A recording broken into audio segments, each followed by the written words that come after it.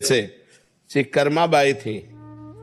उन्होंने विचार किया कि जगन्नाथ जी को दिन में तो खूब भोग लगता है, लेकिन जब रात में पट बंद हो जाते हैं तो उनको भूख लगती होगी। उन्होंने अपने भाव से विचारा, तो 3 बजे तड़के उठकर बिना नहाए धोए सबसे पहले खिचड़ी बनाई और जगन्नाथ जी को रो के पुकारती, तो जगन्नाथ जी आने लगे, उनकी गोद में बैठ जाते और वो पूरी खिचड़ी पवाते। एक दिन 7 बजे लगभग सुबह स्नान करने जा रही थी, तो एक संत भगवान मिल गए जो नियम कानून को जानने वाले थे और नियम से चलते थे।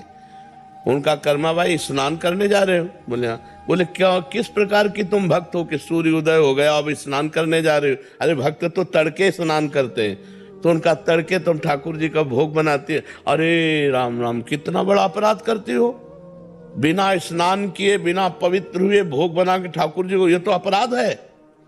अब उन्होंने दूसरे दिन पहले स्नान और सब दिनचर्या की और भोग बनाया और बुलाया, तो जो ही एक कवल पवाया सो वहां पर्दा मंदिर का हटने को, ठाकुर जी अंतर ध्यान हो गए, चले गए।